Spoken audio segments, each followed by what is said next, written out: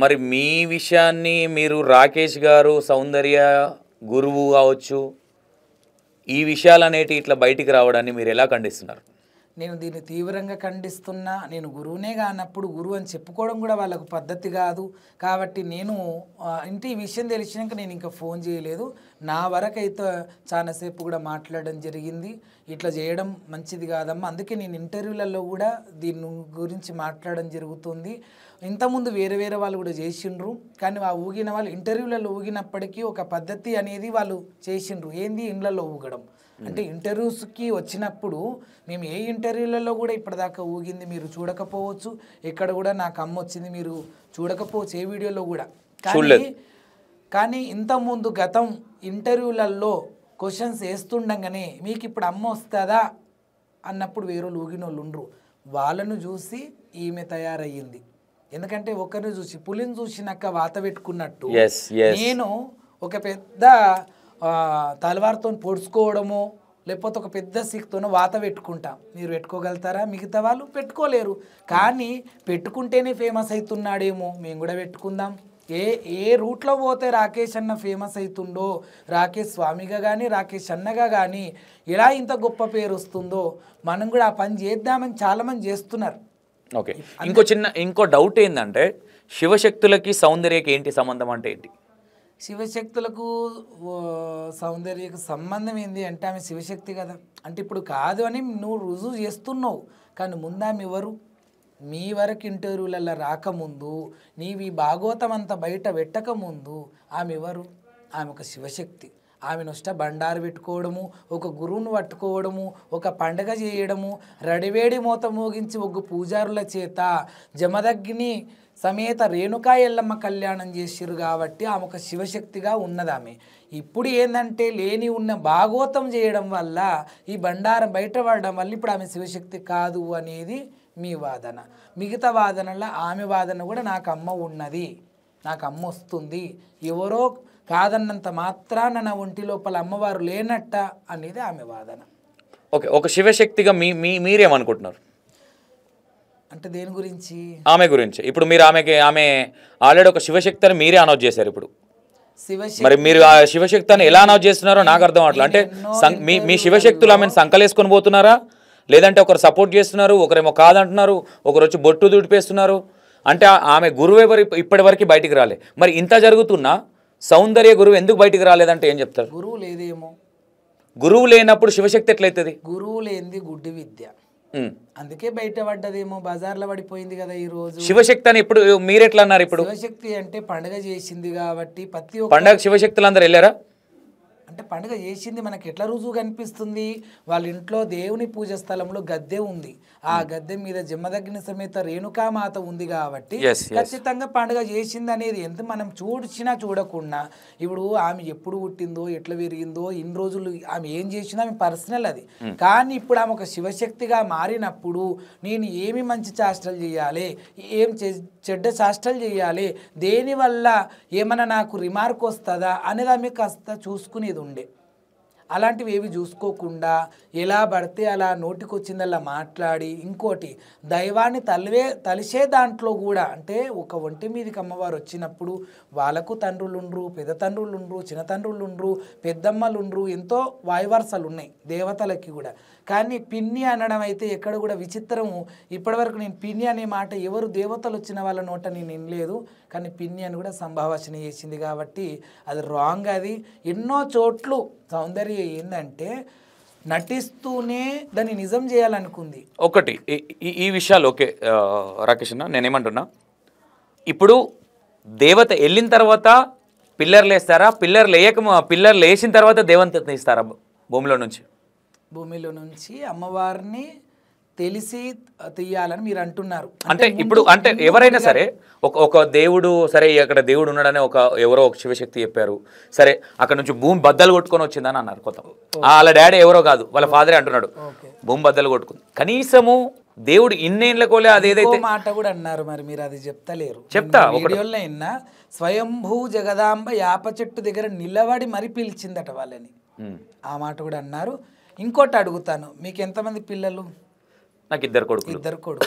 ఆ కొడుకులు అనే వాళ్ళు పుట్టక ముందే నువ్వు చెప్పగలుగుతావా? నాకు 2 కొడుకులు పుడతారు, వాళ్ళకి ఈ పేరు పెడతానని ముందే నువ్వు ప్రకటించగలవా? చేయలేవు. ఎందుకంటే నీ కొడుకులు పుడతారో బిడ్డలు పుడతారో నీకే తెలియంది. పోనీ బట్టలు కుట్టియగలవా? నువ్వు కొడుకులని కుట్టిస్తావు, బిడ్డలు పుడతారు, ఆ బట్టలు వేస్తావా? వేయలేవు.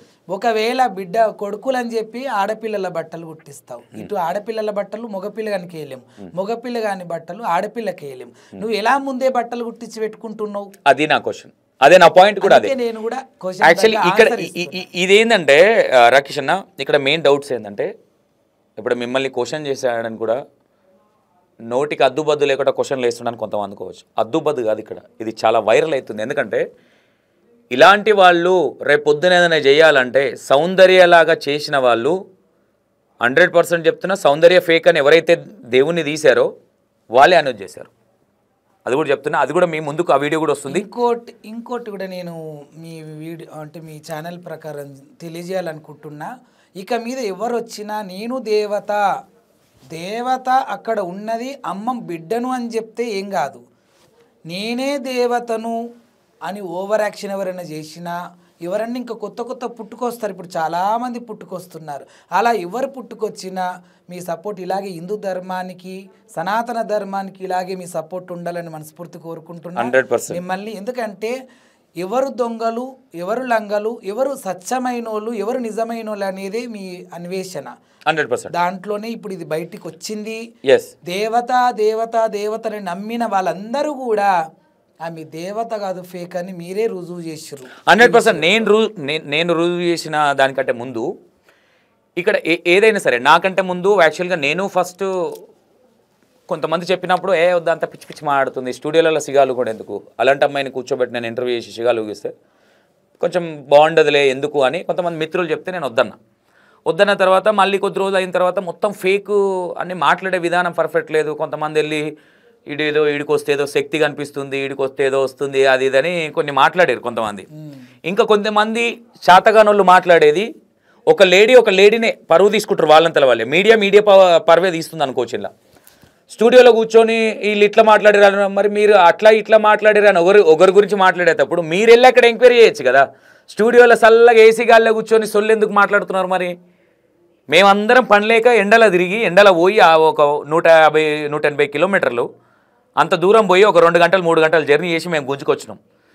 మీరేమో స్టూడియోలలో కూర్చొని సొల్లు కొడుతున్నారు కదా. నేను ఎవరైతే కొట్టారో వాళ్ళకి తెలిసే విషయము.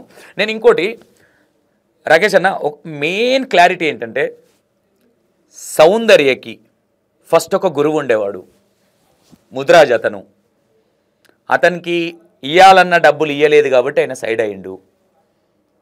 మీ శివశక్తులలో కూడా ఒక క్లారిటీ, చాలామందికి తెలియని విషయాలు ఇవి. ఒకరికి శిగం వస్తే శివశక్తిగా మీరు ఎప్పుడు మీ దాంట్లో అనౌన్స్ చేసుకొని మీ దాంట్లో కలుపుకుంటారు. ఆ ప్రాసెస్ ఏంది సార్?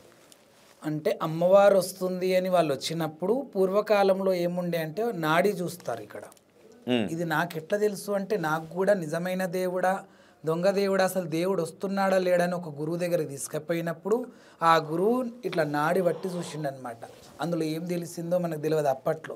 ఇప్పుడు మేము వచ్చినప్పుడు కూడా వాళ్ళు వెనక ముందు మంచోళ్ళ చెడ్డోళ్ళ చూసి, అమ్మవారు అనేది నిజమా అబద్ధమా అని చూసి, నిజమైన పలుకులు వలుకుతున్నారా లేదా చూసి, ఎన్నో మాకు కూడా ఉంటాయి కదా కొన్ని డౌట్స్. అలా వచ్చిన తర్వాతనే వాళ్ళని మా ఆత్మల్ని మేము ప్రకటించుకొని నిజమైన దేవత కాదా అని చూసి వాళ్ళ ఇంట్లో వాళ్ళకి చెప్పి, అమ్మ నిజంగానే వస్తుంది, మరి పండుగ చేసుకుంటే కొద్దిగా బాగుంటారు, హెల్త్ కండిషన్స్ కూడా కొద్దిగా మంచిగా లేవు కదా అంటే, ఎప్పుడైతే అమ్మవారు మనకు వస్తూ ఉంటుందో వస్తూనే మనము ఊగము. ఫస్ట్ మనం నెక్స్ట్ పాయింట్ ఉంది, అది మనము రోగముల పాలవుతాం. ఫస్ట్ అమ్మవారు మాయ అనేది ఆ ఇంటి కుటుంబ సభ్యులకు తెలవడానికి మనను మేకను ఒగ్గు పూజారులలో దేవుని లగ్గాలల్లో ఇంతింత ఎత్తులేసే యాటల్ని కూడా నిద్ర కూర్చుతారు. 1/2 అవర్ వంటది, 10-15 నిమిషాలు కూడా వంటది. అప్పటిదా కొమ్ములతో ఓడిచేంత యాటను కూడా వండబెడతారు. దాన్ని మతగొల్పు అంటారు. ఆ మతగొల్పినట్టే మనల్ని కూడా అమ్మవారు మాయ మబ్బులల్లో మతగొల్పినట్టు ఉంచుతుంది. కాబట్టి ఎప్పుడైతే పండుగ రడివేడి మూత మోగించి ఈ పండుగనే ముచ్చట బయటికి రాగానే జర మన మైండ్ కూడా ఫ్రీ అవుతుంది, జర ఆరోగ్యం కూడా బాగుంటుంది. ఆహా సరే అమ్మకు చేద్దాం అనుకున్నప్పటి నుంచే ఈ ఒక పిల్లనో పిల్లగాడు హుషారు కూడా ఉంటున్నారు కదా, అమ్మను కొలుసుకుంటే ఇంకింత మంచిగా అవుతామనే భావనతో చేసుకుంటారు. అందులో తప్పు లేదు. అమ్మవారు వస్తుంది అంటే శిగాలు వచ్చిన ప్రతి ఒక్కరు శివశక్తులు అవ్వచ్చా? అమ్మ దేవత వచ్చిన వాళ్ళనే కదా శివశక్తి అనేది. అంటే చాలా మంది ఉన్నారు, శిగాలు వచ్చేవాళ్ళు, దేవుడు వచ్చేవాళ్ళు, శిగాలు ఊగే వాళ్ళు చాలా మంది ఉన్నారు. అంటే వాళ్ళందరూ శివశక్తుల కిందకి వస్తారా? ఊగడం అనేది ఏదైతే పూనకం ఊగడం అనేది ఉందో ఎవ్వరు అది యాపకొమ్మలు పట్టుకొని ప్రతి ఈచ్ ఎవరి ఊగిన వాళ్ళంతా శివశక్తులే. థర్డ్ జెండర్స్ వాళ్ళు చిన్నప్పటి నుంచే వాళ్ళ సంసార బంధానికి ఇష్టం ఉండి ఇష్టం ఉండక వాళ్ళ ఫీలింగ్స్ వేరుండి వాళ్ళు జెంట్స్ టు కన్వర్ట్గా లేడీస్గా మారిన వాళ్ళందరూ థర్డ్ జెండర్లు.